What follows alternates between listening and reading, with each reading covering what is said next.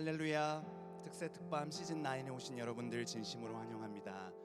예수님과 동행하는 40일 우리의 인생이 되길 축복합니다. 함께 찬양하시겠습니다.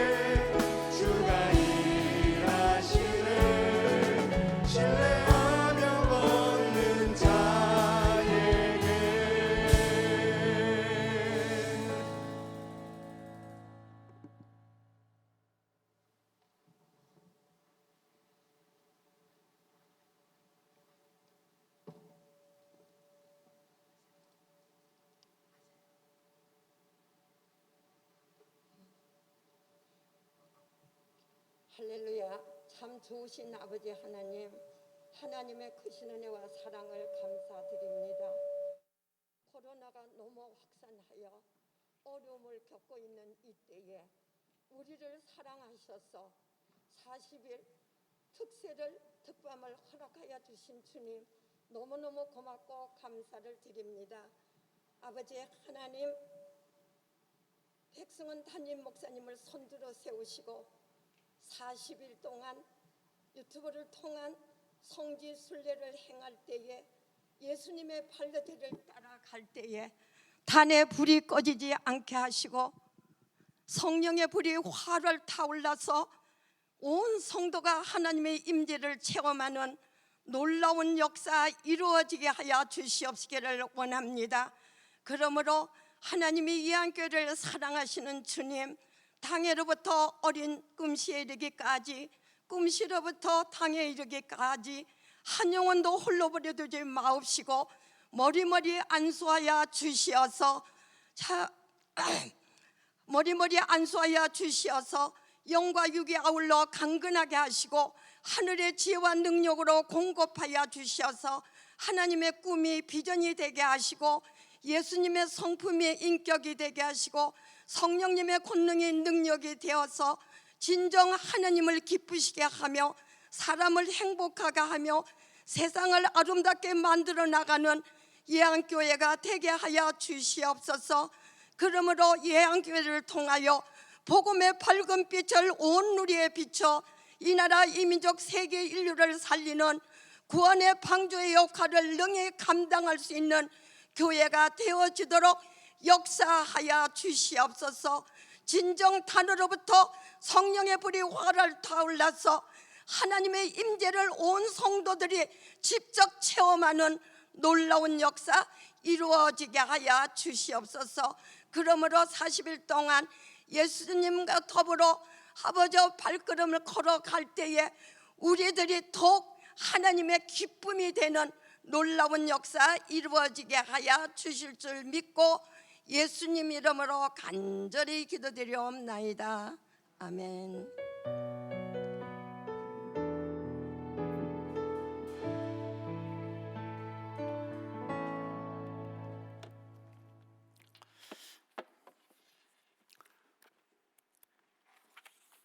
오늘 특송은 권사의 경조팀에서 준비하셨습니다.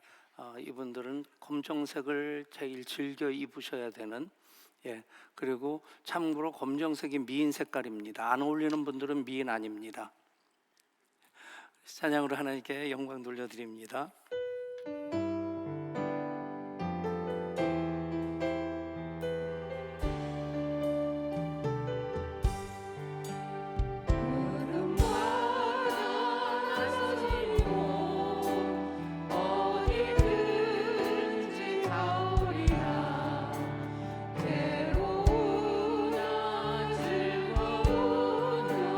주라 따라가오리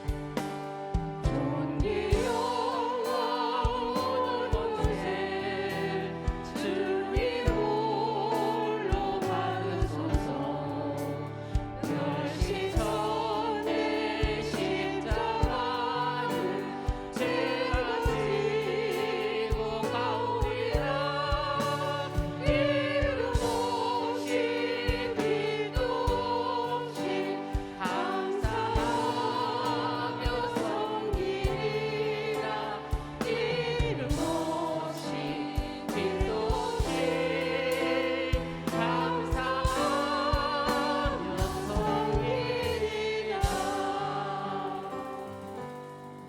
차렷 인사. 아멘. 감사합니다. 오늘 함께 읽을 하나님 말씀 마태복음 2장 13절부터 15절까지 말씀입니다. 13절부터 15절까지 기록된 하나님 말씀을 제가 받들어 읽습니다.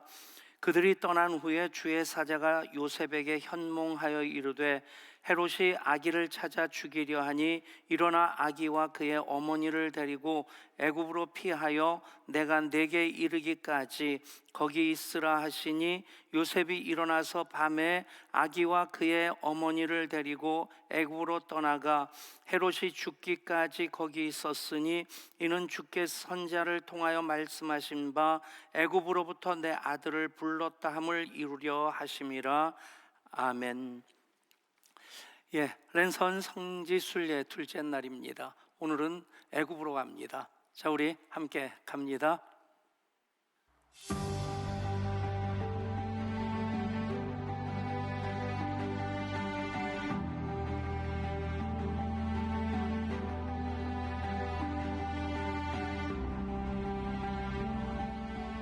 하나님께서 오래전 요셉을 통해 당신의 백성들을 7년의 대기근으로부터 구하셔서 애굽의 고센 땅으로 인도하신 후 큰 민족을 이루게 하셨습니다.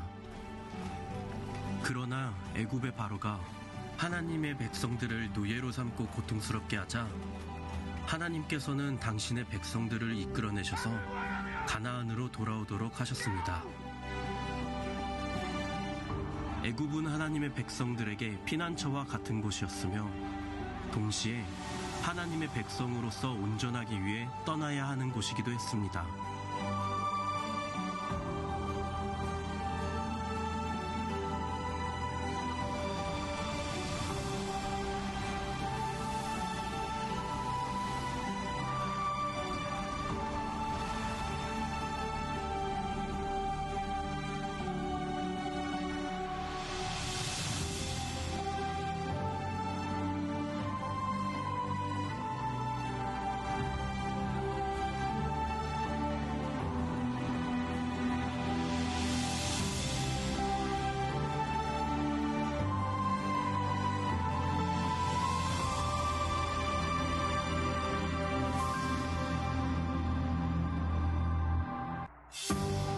이제 막 세상에 오신 예수님께서도 유대왕 헤롯으로 인해 어려움을 겪으셨습니다. 헤롯은 자신이 다스리는 나라에 왕으로 오신 예수님을 용납할 수 없었습니다. 결국 예수님은 야곱과 그 일가가 그랬던 것처럼 애굽으로 피신하셨습니다. 그리고 헤롯이 죽고 그로 인한 위협이 없어지기까지 애굽에서 안정적인 성장기를 보내셨습니다. 하나님은 당신의 백성들을 위해 피난처를 제공하십니다. 하나님의 백성의 삶에는 피난처가 예비되어 있습니다. 오늘 예수님과 함께 걷는 여정은 예수님의 피난처였고 어린 시절 안정적인 성장을 위해 선택된 피난처, 애굽입니다.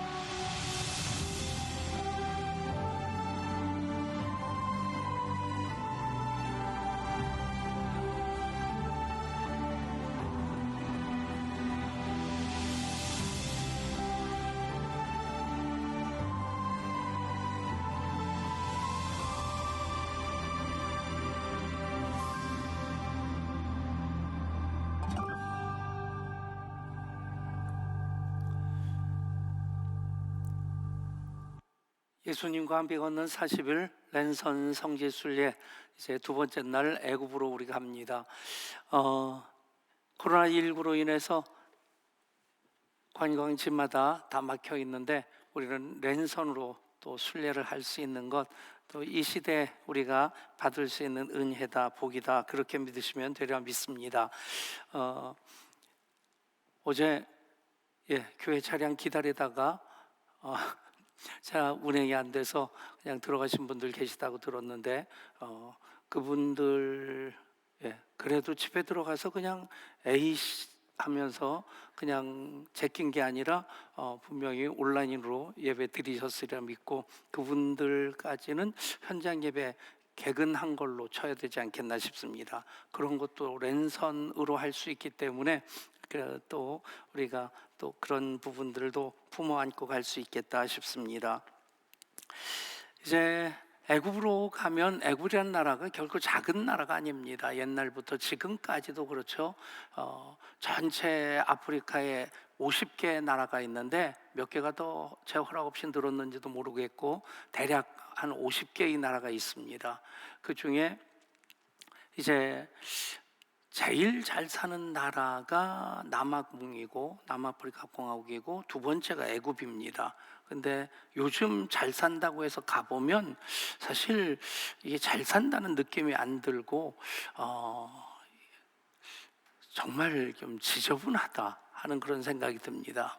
근데 옛날부터 애굽 대제국 나일강국 문명이 인류 4대 문명 중에 하나이기 때문에 그 애굽이 성경의 배경 속에서 굉장히 중요한 역할을 하고 있고 마치 그냥 피난 갈 때 지금 예수님만 그쪽으로 피난 가시는 것이 아니라 구약에서도 피난을 애굽으로 종종 가기도 하고 또 더 거슬러 올라가면 요셉으로 인해서 야곱의 가족 70명이 애굽으로 피난을 갔다가 하나님께서 그 고센 땅을 이스라엘의 요람으로 삼으셔서 그곳에 70명이 갔는데 400년 만에 장정만 60만이 되는, 그러니까 여자와 어린 아이들까지 하면 최소 150만 명 이상의 큰 민족이 되게 하십니다.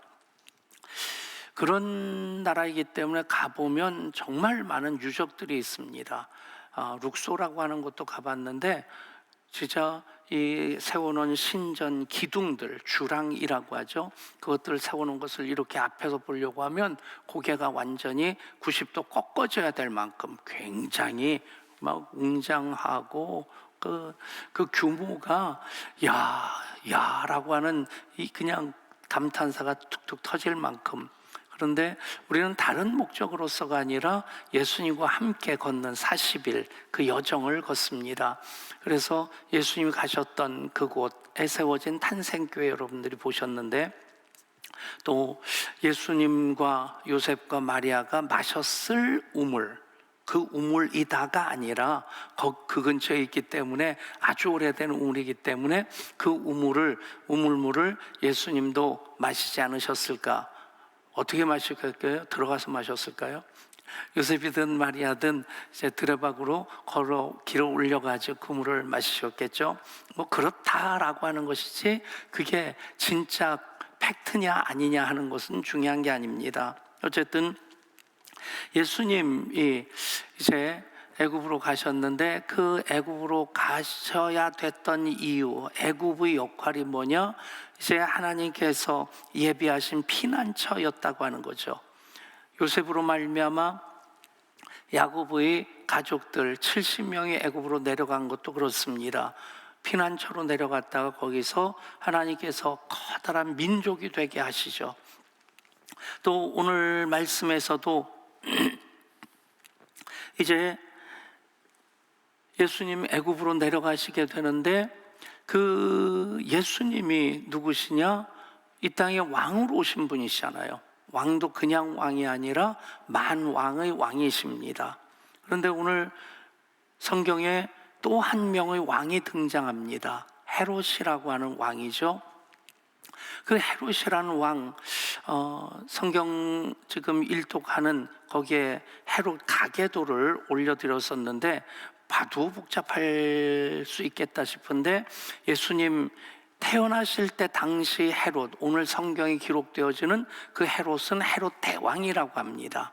그리고 그 아들 중에 아들 셋으로 이제 북쪽 갈릴리 또 중간 그 사마리아 또 아래 유대 이렇게를 아들들에게 나눠주는데 이쪽 그 헤롯 아켈라오 안티파스 저도 헷갈리네요.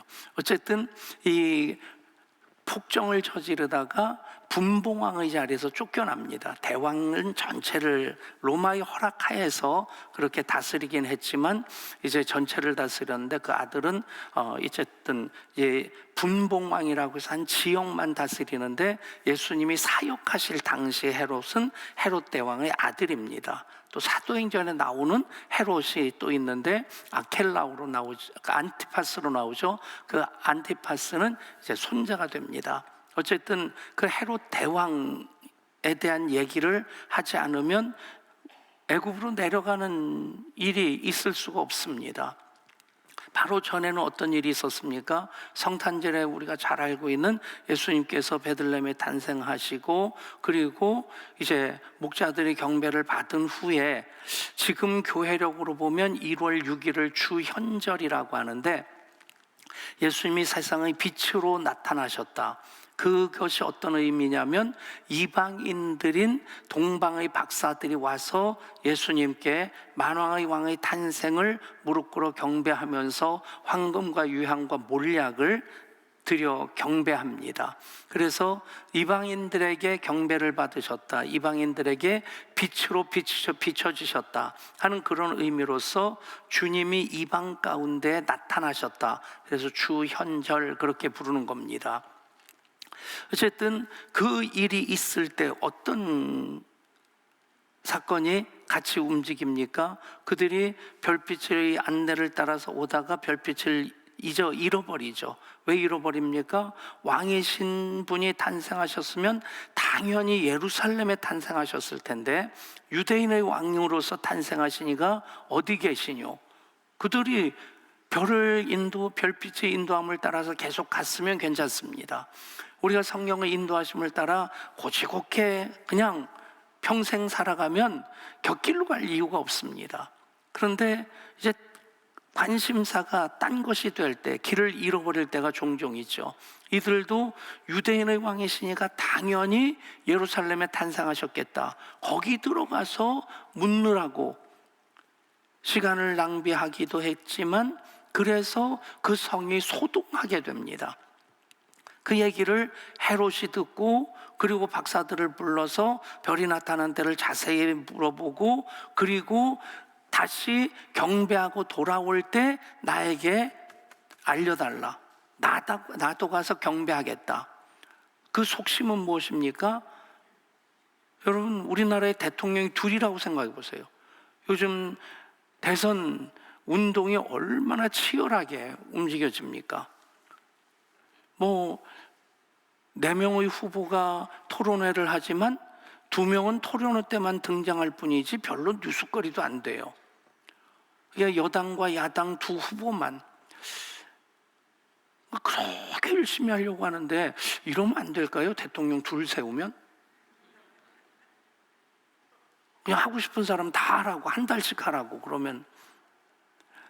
여러분, 왕은 하나밖에 있을 수가 없습니다. 이게 헤롯이 왕인데 유대인의 왕이 또 탄생했다는 거예요. 헤롯이 어떤 사람이냐면요, 자기 왕권을 강화하기 위해서 왕권에 조금이라도 도전할 수 있는 여지가 있다 그러면 사정없이 다 죽여버리는 아주 잔혹한 왕입니다. 그런 왕이 부인 5명하고 아들 3명을 죽였어요. 잠재적인 위험이라고 해서. 여러분, 그런 잔혹한 왕이었고, 그리고 자기가 죽을 때 어떤 유언을 남기냐면, 내가 죽을 때 그 당시에는 큰 도시들마다 원형 경기장이 있습니다. 로마 지배를 상징하는 원형 경기장, 돌로 만들었는데 거기 가서 이렇게 앉아 있으면 큰 데는 5만 명, 작은 데는 15,000명, 우리 예배당이 2,000석이니까 한번 상상해 보세요.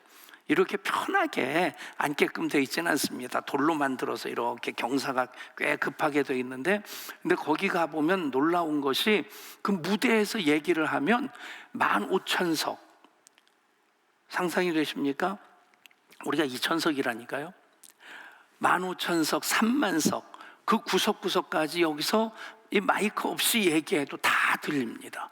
그만큼 정말 신통망통하게 만들어놨어요. 거기에 1,000명의 유대의 존경받는 사람들을 모아놓고 내가 죽으면 그들도 같이 죽이라고 명령을 내립니다. 그게 유언이었어요. 이해가 되세요? 그러니까 자기를 위해서 슬퍼해 줄 사람은 암만 생각해도 단 한 사람도 없을 것 같은 거예요. 깨고 손맛이다, 진작 죽지 이제 죽냐, 뭐 그러면서 어쨌든 자기가 죽으면 슬퍼할 사람이 아무도 없으니까 유대의 존경받는 랍비라든가 제사장이라든가 등등의 1,000명 사람을 모아놓고 그들을 내가 죽는 그 순간에 다 죽이라고 명령을 내려놓은 겁니다. 그만큼 잔혹한 왕이기 때문에 예수님이 만왕의 왕으로, 유대인의 왕으로 탄생하셨다? 볼 수가 없는 겁니다. 그러니까 예수님 이제 요셉에게 성령이 감동하셔서 이제 애굽으로 피난을 가게 하시는 거죠. 왕이 피난을 가는 겁니다. 그리고 피난 간 그 사이에 어떤 일이 있게 됩니까? 그 인근에 갓 태어난 아이들, 영아들 대량 학살 사건이 있게 됩니다. 2살 아래로 다 죽임을 당하는. 여러분, 이런 일들을 우리가 어떻게 이해해야 되느냐 하는 겁니다. 근데 성경을 보면 철저하게 우리가 지금 상황에서도 세상 나라의 왕인 헤롯하고 하나님 나라의 왕인 예수님하고 갈등 관계예요. 세상 나라의 왕은 도대체 아무리 인심을 쓴다 한들, 관용을 베푼다 한들 또 하나의 왕을 인정할 수가 없는 겁니다. 세상 나라의 왕은 정치적으로, 경제적으로, 문화적으로 통치를 합니다. 그 당시에 팍스 로마나 그래서 로마의 평화 그랬어요. 그 로마가 엄청난 군사력을 가지고 있었고 이 조직된 군대를 통해서 어느 곳이든지 가서 정복하고 또 반란이 일어나면 가서 진압할 수 있도록 길들을 쫙 닦아놨는데, 그래서 만들어진 말이 모든 길은 로마로 통한다 하는 말입니다. 정말 2000년 그 이전에 만들어진 로마의 길인데 우리 도로 보면 한 2년, 아니 한 겨울만 지나도 이렇게 막 이 구멍 같은 것들이 생기잖아요. 물이 스며들었다가 얼었다가 얼면 팽창하고 녹으면 이것이 깨지고 그래가지고 아스팔트 여기저기 뻥뻥뻥 구멍이 생깁니다. 최신 기술로 만들었다고 하는 세상에서 도로를 잘 닦는 나라 중에 한 나라인 대한민국의 고속도로가 한겨울 지나가 나면 뻥뻥 뚫려요. 매년 보수합니다. 볼 때마다 그 생각을 해요. 2000년 전에 만든 로마의 도로는 아직까지 멀쩡한데 좀 잘 만들지. 진짜 잘 만들어 놓으면 그럴 텐데 어쨌든 보수 비용을 책정해놨으니까 이걸 쓰려고 하는지 이게 쉽지 않을 텐데 2000년 전에 만든 그 도로가 아직까지 쓰여집니다. 그런 것들이 있어요. 그 도로를 토목기술 잘 이렇게 자랑하려고 만든 것이 아니라 군대를 보내고 군대로 하여금 외국을 정복하고 반란이 일어나면 신속하게 군대를 투입해서 그것을 진압하려고 만들어 놓은 겁니다. 이런 가운데 어느 누구도 로마에 감히 대들 수 있는 세력이 없었어요. 그러니까 로마가 지배하고 있을 동안 대규모 나라와 나라 사이의 전쟁은 없었고 이제 국지적인 반란만 있었을 뿐이죠. 여러분, 그 창칼에 의한 그 권력의 지배에 의한 지금 질서가 잡혀 있는 그것을 일컬어서 로마의 평화라고 합니다. 기쁨이 있을까요? 평강이 있을까요? 행복할까요? 로마 시민은 그 전체 로마 제국의 100분의 1000분의 1, 10,000분의 1밖에 안 될 겁니다. 이 군인들도 장교들은 로마 사람이지만 나머지는 다 이제 용병들 내지는 노예들로서 군대를 조직합니다. 그리고 군인들 월급을 줘가지고 월급을 뭘로 줬냐면 소금으로 줬어요. 그래서 소금이라고 하는 말에서 셀러리라고 하는 셀러리맨, 월급쟁이라는 말이 나온 겁니다. 그렇게 해가지고 로마를 지배하고 있었는데, 그런데 그 당시에는 이 유대 땅까지 로마가 지배하고 있었고 헤롯을 이제 유대의 왕으로 인정해 주셔서 이쪽을 다스리고 있었던 거죠. 그러니까 그 헤롯이 그냥 왕이 된 게 아닙니다. 아버지가 왕이니까 내가 왕 된 게 아니라 로마 당국에 비비고 엄청 뇌물을 가져다 주고, 그래서 이방 사람인데 이두메 사람, 에돔 족속의 계열인데 지금 유대의 왕이 돼 있는 거예요. 그러니까 유대 사람들에게 굉장히 호감을 못 얻습니다. 인기가 없습니다. 그래서 인기 작전을 세우기 위해서 헤롯 대왕 때 소위 말하는 제3성전을 세웁니다. 솔로몬이 세웠던 성전, 수룹바벨이 세웠던 성전, 그리고 헤롯 대왕이 세운 제3성전까지 성전을 세워서 유대인들의 호감을 살려고 합니다. 여러분, 그런 식으로 세상 나라를 다스리려고 하는 겁니다. 창칼로 사람들을 죽이고 협박하고 세금을 걷어서 그것 가지고 군대를 운영하고 그러면서 내 나라는 평안하다 그럽니다. 여러분, 진짜 이건 복잡한 얘기지만 이건 좀 이해를 하셔야 돼요.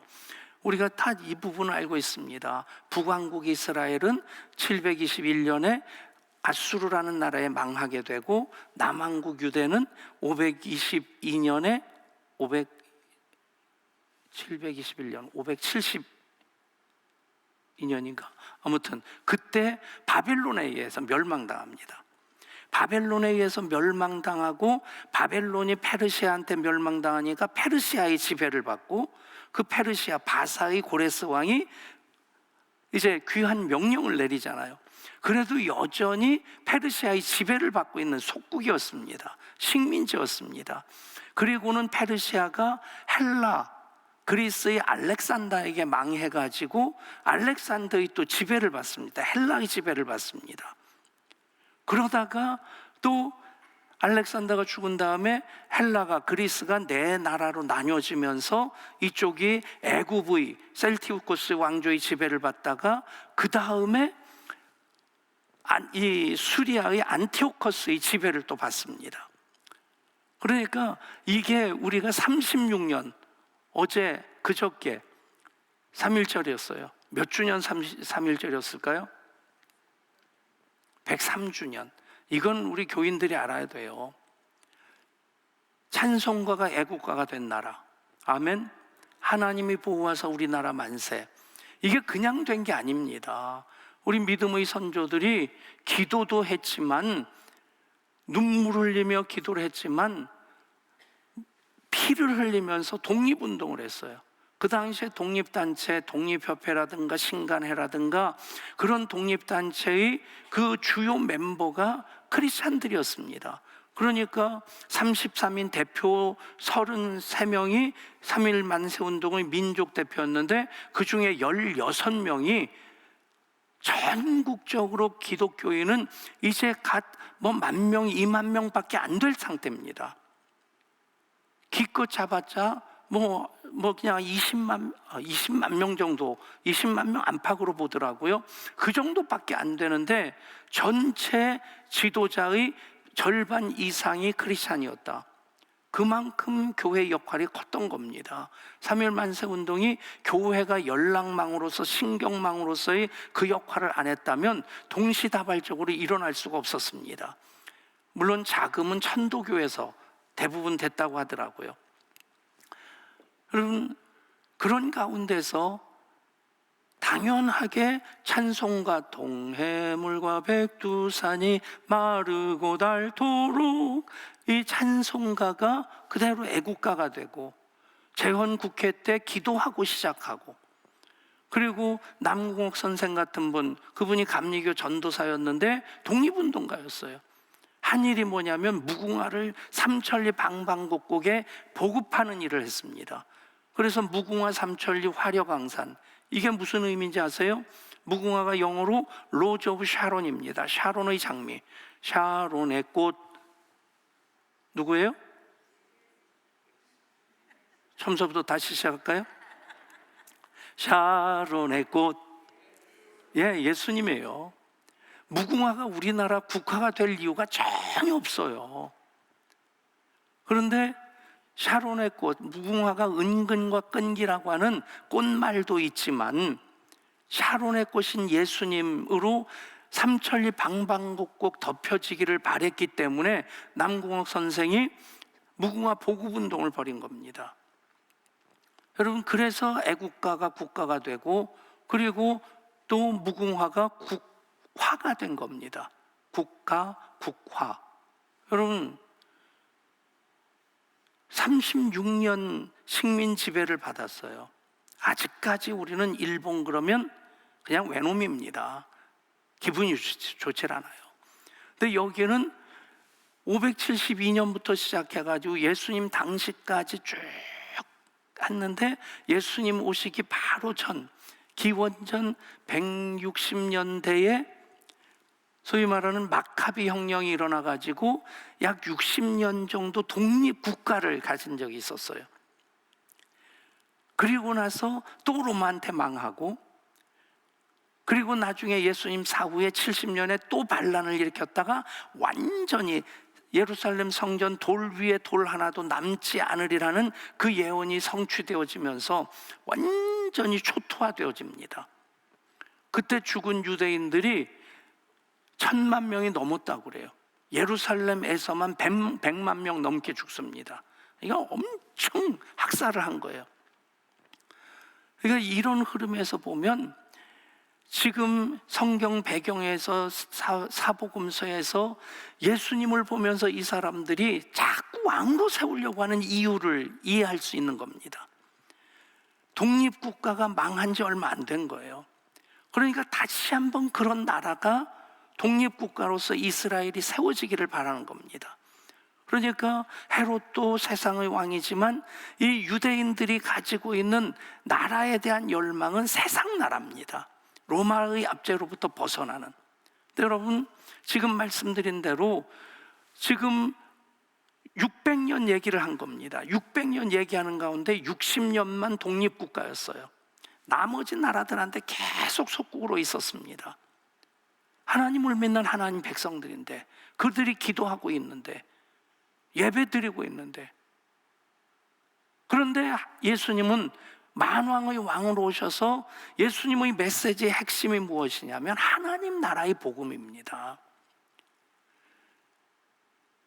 하나님 나라의 복음을 전파하시면서 이적과 표적을 통해서 하나님 나라를 경험하게 하실 때, 세상 나라는 로마이든 페르시아든 헬라든 아니면 애굽이든 거슬러 올라가서 아수르든 바벨론이든 어떤 나라든 상관없이 하나님 안에 거하고 하나님을 믿는 하나님의 자녀들은 이 땅에서뿐 아니라 영원까지 하나님 나라 백성의 삶을 산다는 것입니다. 아멘. 그래서 하나님 나라는 먹고 마시는 것이 아니라 성령 안에서 의와 희락과 화평이라. 여러분, 이 세상 나라와 하나님 나라의 대립 구조 속에서 성경을 보지 못하면 이해하지 못할 부분이 너무 많습니다. 왜 하필 왕이 애굽으로 피난을 가셔야 되느냐? 여러분, 우리나라 역사에서도 왕이 피난 갔던 일, 선조가 신의주까지 임진왜란때 피난 가고요, 나중에 인조는 또 피난을 2번이나 갔어요. 남한산성으로 갔다가 삼전도의 굴욕이라고 해서 청황리 앞에, 삼전도가 지금 저 송파 쪽에 있는 작은 나루터였는데, 거기서 황제는 구단 위에 앉아있고 조선의 왕 인조는 그 앞에 맨바닥에 무릎 꿇고 머리를 땅에 대고 용서를 빌고 목숨을 구걸을 하고, 그게 병자호란이죠. 그리고 나서 또 정묘호란 때 또 청나라한테 당해가지고 이번에는 강화도로 피난을 갑니다. 여러분, 피난 가는 왕이 얼마나 처절하겠어요. 예수님이 왕이신데 피난 가신다? 이걸로만 보면 도대체 이해가 안 가는 겁니다. 그런데 그 과정을 통해서 예수님이 하나님 나라를 준비하시는 것이고, 하나님 나라를 준비할 수 있도록 이제 그곳을 하나님께서 피난처로 삼으셔서, 학자들마다 정확하게 얘기는 어렵습니다. 그 자료가 있는 것은 아닌데 일반적으로 약 3년 동안 거기 머무셨다. 갓 태어나서 뭐 100일이나 갓 지났을까 말까 한 그런 갓난 아기로 가셔서 3년 정도 그곳에 계시면서, 그리고 그곳에서 나사렛으로 가시게 됩니다. 이 모든 과정이 하나님의 말씀을 이루는 과정이 됩니다. 예수님도 준비하는, 태어나시는 것도 그렇고 애굽으로 내려가신 것도 그렇고 베들레헴으로 올라가시지 않고 나사렛으로 가시는 것도 그렇고, 이 모든 것들이 말씀으로 오신 말씀이신 예수님께서 예언된 말씀을 이루고자 하는 예수님의 순종입니다. 말씀에 대한 존중입니다. 예를 들어서 제가 설교자로, 예한교회 담임 목사로 설교를 해놓고 말씀대로 안 산다고 한다면 여러분들이 저를 어떻게 보겠어요? 물론 100% 말씀대로는 못 살아도 살려고는 애씁니다. 그냥 이해해 주시고 인정해 주시고. 근데 그래야지 제가 하나님 말씀입니다 하고 선포할 때 하나님 말씀으로 들을 수 있는 준비가 돼 있겠죠. 마음이 있겠죠. 예수님도 말씀이시지만 기록된 말씀을 온전히 순종하심으로 이루시고자 하십니다. 그래서 애굽으로 내려가셨고, 애굽이 바로 하나님이 예비하신 피난처가 되는 겁니다. 여러분, 보면 참 이해하지 못할 부분들이 있습니다. 우리가 로또가 당첨됐을 때 로또 열심히 사는 집사님도 있다고 그러더라고요. 예, 성경에 나오기 때문에 로또 같이 갔더라. 예, 그래서 성경에 로또가 나오니까 로또를 사야 된다. 그게 신앙 고백이면 사셔도 괜찮습니다. 로또가 1등은 아니더라도 몇 등 정도 당첨되면 상금이 얼마인지 모르겠어요. 그거 가지고 하나님의 뜻이 무엇인지 저에게 가르쳐 주시옵소서. 저에게 왜 이 로또를 당첨되게 하여 주셨습니까? 그렇게 기도하는 사람 지금까지 한 사람도 못 봤어요. 잘 먹고 잘 살 때는 그냥 감사하고, 그런데 어려운 일이 있으면 하나님 앞에 매달립니다. 주님 뜻이 무엇입니까? 사실은 성경에서 하나님 뜻이 이루어지는 과정을 보면 편안한 가운데 그냥 호의호식하면서 어느 날 이루어졌다. 그래서 하나님 하셨습니다. 하나님 땡큐. 과연 하나님 멋지십니다. 그렇게 되어지는 일 단 한 번도 없습니다. 어떤 분들이 예한교회 목사님으로 목회하니까 너무 좋으시겠어요, 평안하시겠어요. 그러면 속으로 내가 죽을 뻔했다 이놈아 그래요. 정말 그냥 교회가 되는 거 아닙니다. 교회를 그리스도의 피로 값주고 사신 교회라고 합니다. 그냥 세워지는 게 아니에요.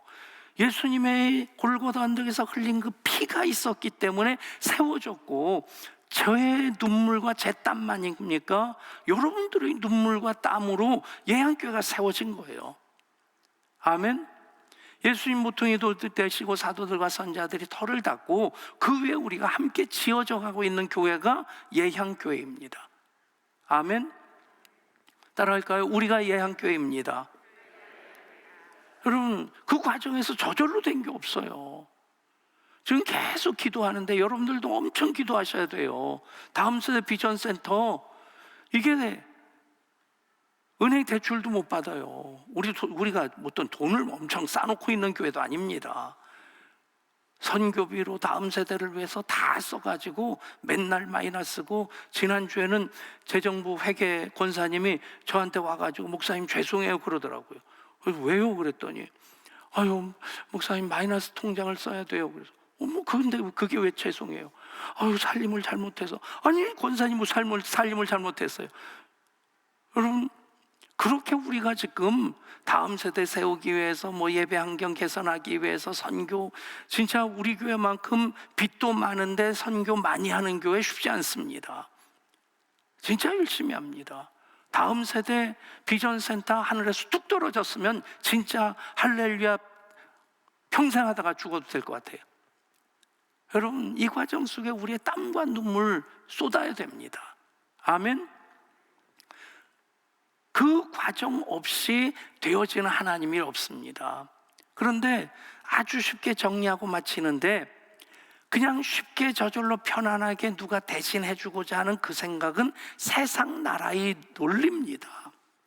세상 나라에서 바라는 것이지, 하나님 나라에서는 예수님도 하나님 나라 복음을 전하기 위해서, 예수님도 하나님 나라를 완성하시기 위해서 하나님과 본체심에도 동등됨을 취하지 아니하시고 사람의 몸을 입고 이 땅에 오시는 성육신, 멋지게 보면 멋진데 그것은 예수님의 100% 희생입니다.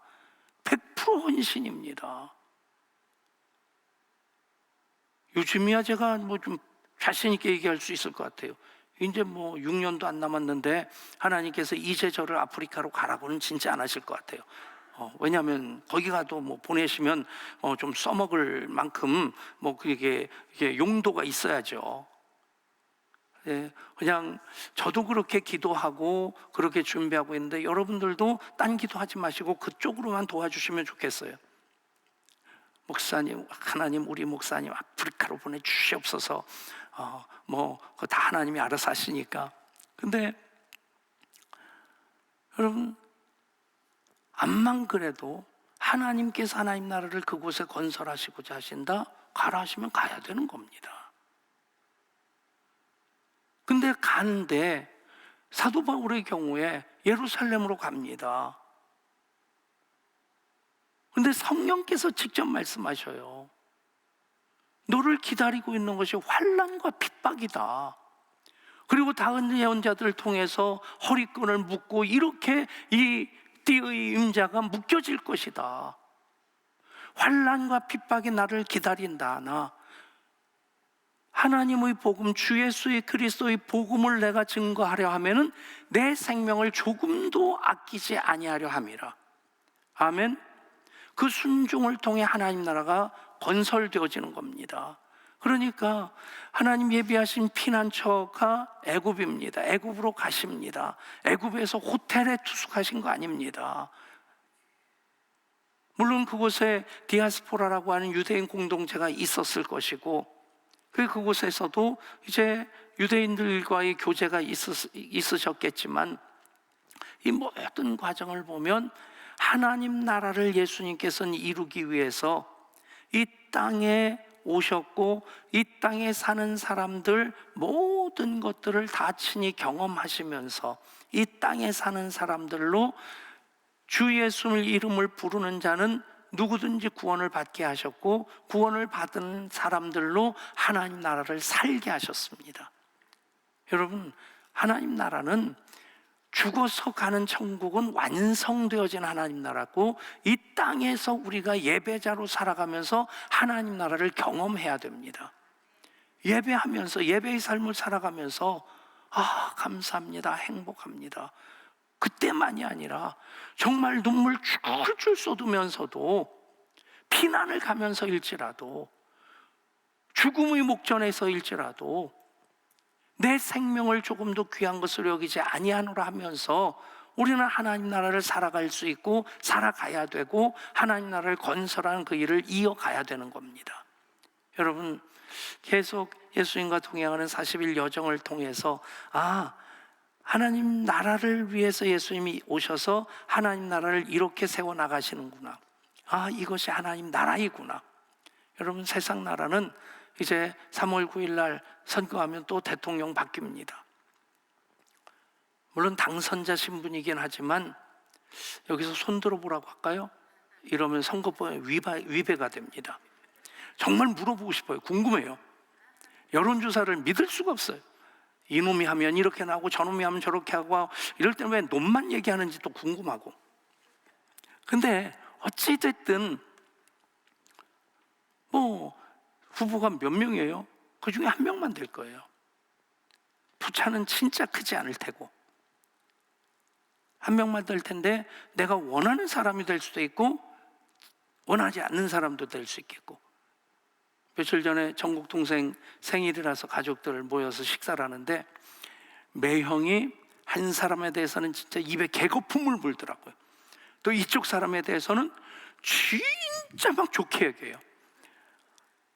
그래서 뭐 그 총적인 성향이 그러니까 어쩌겠어요. 매형 밥이나 먹읍시다. 그래도 밥도 안 먹고 그 얘기만 막 하는 거예요. 여러분, 그런 분 입장에서 개거품을 물던 이분이 됐다? 이민 가고 싶을 것 같아요. 여러분, 그래도 예수 안에서 예배자로 살면 하나님 나라를 경험합니다. 아멘. 여러분, 하나님 나라, 지금 세상 나라의 왕인 헤롯과 하나님 나라의 왕인 예수님, 그 사이에서의 갈등, 그 구조 속에서 우리는 너무 세상 나라에 지금 익숙해 있습니다. 너무 세상 나라에 치우쳐 있습니다. 너무 세상 나라만 좋아합니다. 사실 그래요. 우리가 하나님 나라 백성으로서 정말 하나님을 아빠 아버지라 부르고 예수님을 주와 그리스도로 부르는 자들로서 하나님 나라가 이렇게 세워졌구나, 세워지고 있구나 하는 것을 예수님과 함께하는 40일 여정을 통해서 봐야 되는 겁니다. 애굽으로 가신 것도 하나님 나라를 건설하시기 위해서 예수님께서 구약의 모든 사람들이 피난 갔던 그곳으로 예수님도 가시는 겁니다. 그래서 그들이 살았던, 그들이 겪었던 고초와 재난, 쑥과 담즙을 예수님도 몸으로 다 끌어안으실 때 체휼하시는, 동정하시는 대제사장으로서 우리를 위해 친히 기도하시는 겁니다. 여러분, 하나님 나라가 어떻게 건설되어지는지, 그래서 그 과정 속에서 애굽을 하나님 예비하신 피난처로 삼으셔서 예수님을 그곳으로 가게 하셨다. 그것이 결론입니다. 예수님과 함께 우리 40일 언제나 매일 예수님 함께 걸어갑시다. 같이 찬양합니다.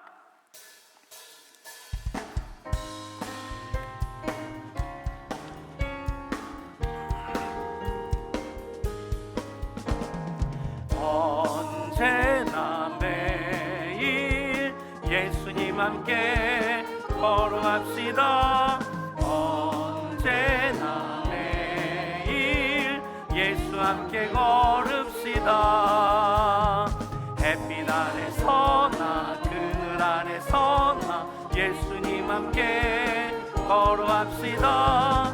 언제나 매일 예수 함께 다시 한번 언제나 매일, 언제나 매일 예수님 함께 걸어갑시다. 언제나 매일 예수 함께 걸읍시다.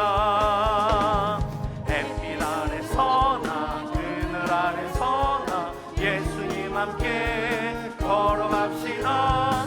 언제나 매일 예수 함께 Walking Jesus, Walking Jesus, Walking every day, Walking all the way, Walking Jesus, Walking Jesus alone, Walking in the sunlight, Walking in the shadow, Walking every day, Walking all the way, Walking Jesus, walking in the Jesus alone. 아멘. 예수님 함께 걸어가면서 우리가 하나님 나라 다시 확인하고 세워나갈 때, 하나님 나라는 여기 있다 저기 있다는 것이 아니라 너희 안에 있느니라. 하나님 나라는 먹고 마시는 것이 아니라 성령 안에서 의와 희락과 화평이다. 여러분, 죽으러 가면서도, 죽음 앞에서도, 고초와 재난을 겪으면서도 하나님 나라를 내가 살고 있으면 웃을 수 있습니다. 감사할 수 있습니다. 그것이 진정한 행복입니다. 여러분, 예수님 도를 승천하시고 얼마 안 돼서 또 망합니다. 이미 로마의 속국인데 완전히 싸그리 싹싹 망합니다. 그리고 1948년에 유대가 다시 이스라엘로 독립합니다. 2000년 동안 떠돌이 생활을 해요. 여러분, 여전히 유대인들은 세상 나라에 대한 관심 가지고 있습니다. 아닙니다. 우리는 하나님 나라에 관심을 두고 하나님 나라를 살아가는 자가 될 때 이 나라도 민족도 끌어안고 이 땅이 주의 것 되게 하소서, 이 나라가 주의 백성 되게 하소서 기도할 수 있고 그 기도 하나님 이루어 주실 줄 믿습니다. 결단하며 기도하실 때 하나님 나라의 삶을 살게 하여 주옵소서, 하나님 나라의 소망으로 살게 하여 주옵소서, 하나님 나라를 건설하는 역군이 되게 하여 주옵소서. 그래서 세상 나라를 끌어안고 하나님의 뜻이 하늘에서와 같이 이 땅 위에 이루어지기를 위해 중보하는 그 중보 기도 가운데 대선도 들어갑니다. 또 우크라이나 사태도 들어갑니다. 그리고 이번 토요일 있을 우리 꿈땅 하나 수련회도, 또 내일부터 있을 우리 알파 44기, 특별히 이번에 아파트 알파가 루디아 네트워크를 통해서 시작됩니다. 이 모든 일 당연히 우리가 끌어안고 기도해야 될 중보 기도입니다. 그리고 이제 오늘 우리 김영태 집사님 6차 항암 수술을 받으시는데 하나님 나라의 역사가 그 가운데 있게 하여 주옵소서. 치료받는 분들을 위해서도 우리 주의 이름을 3번 부르고 간절한 마음으로 합심해서 기도합니다. 주여, 주여, 주여. 아버지 하나님, 하나님께서 이제 예수님과 함께 걷는 40일 사순절 특세와 특밤을 우리로 시작하게 하셨습니다. 그 일을 통해서 예수님 또 새롭게 만나게 하여 주시고 예수님과 동행하는 그 걸음 옮겨가게 하여 주시고 예수님 더 사랑하게 하여 주옵소서, 예수님 더 순종하게 하여 주옵소서, 예수님 더 헌신하게 하여 주옵소서. 이제 예수님과 40일 걷는 그 여정을 통해서 세상 나라와 하나님 나라의 그 긴장 관계를 보게 하여 주시고 하나님 나라가 이렇게 건설되는구나 알게 하여 주시고, 그래서 하나님 나라 우리가 그 삶을 이어가게 하여 주옵소서. 하나님을 아빠 아버지라 부르고 있습니다. 예수님을 주와 그리스도로 고백하고 있습니다. 하나님 나라는 이미 우리 안에 있습니다. 우리가 하나님 나라 안에 있습니다. 하나님 나라는 성령 안에서 의와 희락과 평강이라. 아버지, 비록 우리가 이 땅 가운데 세상 나라 가운데 살고 있지만 하나님 나라를 사는 사람들입니다. 그래서 나라와 민족을 끌어안고 기도합니다. 대선을 위해 기도합니다. 주여, 이 나라 주의 것 되게 하소서, 이 백성 다시 살게 하소서. 주여, 하나님 나라 백성들이 위하여 기도하는 기도, 하나님 나라가 이루어지게 하시고 하나님 나라 경험할 수 있게 하여 주시고 하나님 나라가 확장되게 하여 주옵소서. 김영태 집사님, 정소연 집사님, 정혜주 집사님, 이상미 성도님, 많은 이들 그 치료의 과정을 통해 하나님 나라를 경험케 하여 주시고 어떤 상황에서 하나님 내 편 되심을 나의 하나님이시고 찬송하 기도하며 그분께 영광 돌려드리며 살게 하여 주옵소서. 도우시고 인도하시고 함께하시고 역사하여 주옵소서.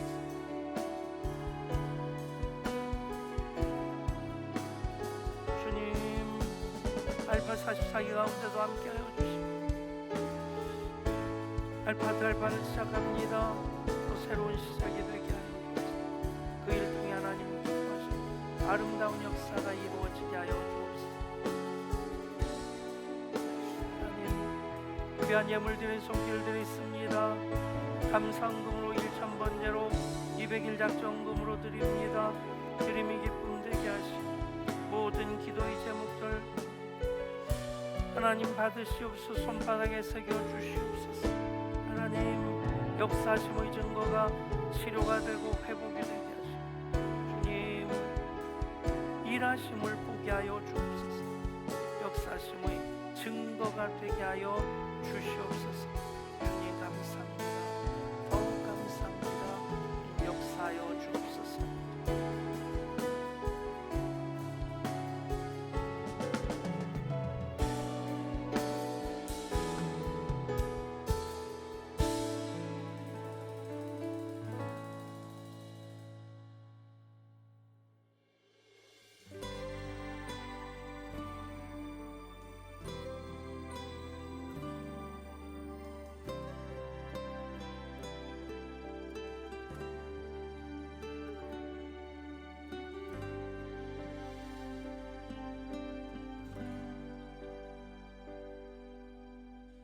이 세상 가장 아름다운 순종의 눈물, 온 세상 다시 빛나게 한 생명의 눈물,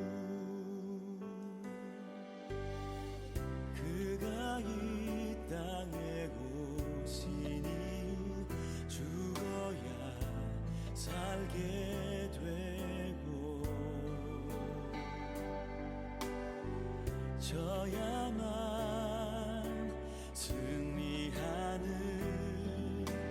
놀랍고 영원한 신